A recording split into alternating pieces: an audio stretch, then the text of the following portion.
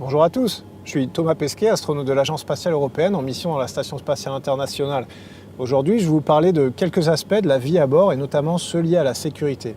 Ici, on se trouve dans le module qui s'appelle Node 2, où les astronautes s'installent pour dormir. Donc comme vous le voyez, on dort accroché à la paroi, au mur derrière nous, dans un sac de couchage. La particularité, c'est qu'on a un ventilateur très près du visage, parce que sinon, on pourrait s'asphyxier dans une bulle de CO2 qu'on formerait pendant la nuit en respirant, parce qu'ici, évidemment, les gaz ne se sédimentent pas sous l'effet de leur masse volumique différente. Donc, vous voyez, tout est différent dans la station. On va voir un peu pourquoi. On se trouve ici dans le laboratoire américain, qui est le cœur de la station. Et je vais vous parler du premier risque majeur auquel on est exposé, ce serait le risque de feu, comme sur Terre. Sauf qu'ici, les flammes ne se propagent pas de la même manière en apesanteur. Et puis, on a énormément d'équipements ignifugés, on est protégé contre le feu, mais on a aussi beaucoup d'électronique. Les feux pourraient se déclencher derrière les panneaux, donc parfois ils sont difficiles à détecter. On a des capteurs dans toute la station, et en cas de feu, une alarme retentirait immédiatement.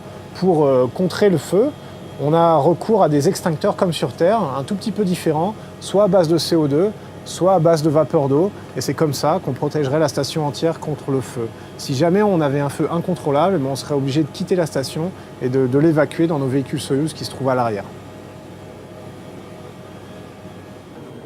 Ok, on se trouve maintenant dans le Node 1, le module où entre autres on prend nos repas, et comme vous le voyez, on mange à base de nourriture en boîte ou de nourriture lyophilisée.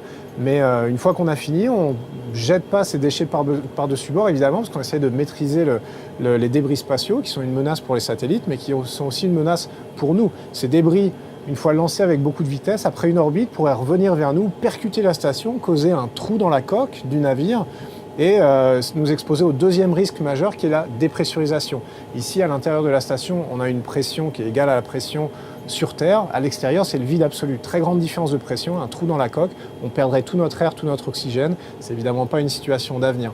Pour lutter face à ce risque de dépressurisation, si on est heurté par un débris spatial, eh bien le premier réflexe, c'est d'isoler le module affecté, de l'isoler complètement du reste de la station. Ensuite, on a des outils pour réparer la dépressurisation. Mais le premier geste qui sauve, c'est de bien gérer ces déchets, d'en produire le moins possible, et puis de les éliminer dans un véhicule cargo qui, lui, va rentrer sur Terre de manière contrôlée. Il va brûler dans l'atmosphère en éliminant nos déchets et sans danger pour nous et pour les gens sur Terre.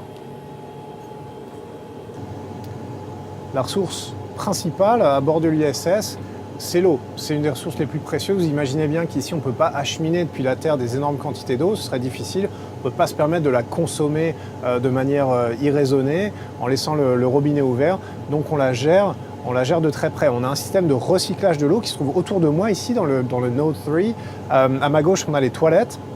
Et dans ces racks qui sont à mes pieds et sur les côtés, on va recycler toutes les eaux usées, les urines, la transpiration, la condensation partout dans la station spatiale pour faire en sorte d'économiser le plus possible d'eau et d'être le plus possible indépendant de la Terre. Ce qui nous permet aussi de produire par hydrolyse notre propre oxygène, par électrolyse notre propre oxygène.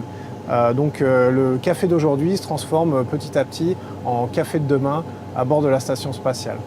Un des risques liés à ça, c'est le risque de substances toxiques qui se répandraient dans l'atmosphère de l'ISS auquel on serait exposé. Vous imaginez un liquide toxique, comme par exemple le liquide qu'on utilise pour traiter l'urine dans le système de recyclage. Eh bien, il serait dangereux pour nous, pour les yeux, pour le système respiratoire.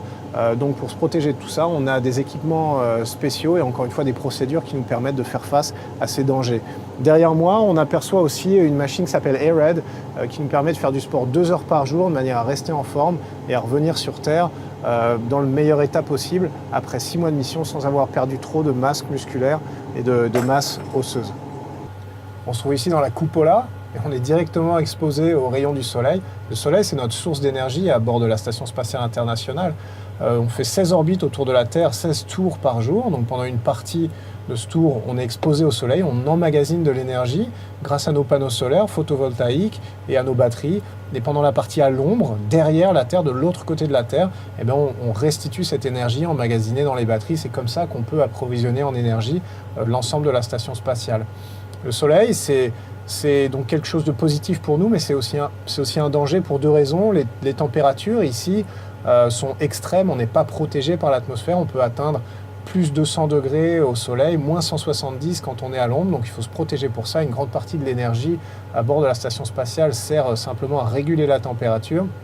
Le soleil, il est source aussi non seulement de lumière, mais aussi de radiation dont il faut se protéger. On est blindé à bord de la station spatiale pour que les astronautes ne soient pas exposés à des niveaux de radiation trop élevés. Et pourtant, l'équivalent d'une mission de 6 mois, c'est à peu près 100 fois la dose reçue pendant le même temps par quelqu'un qui serait resté sur Terre.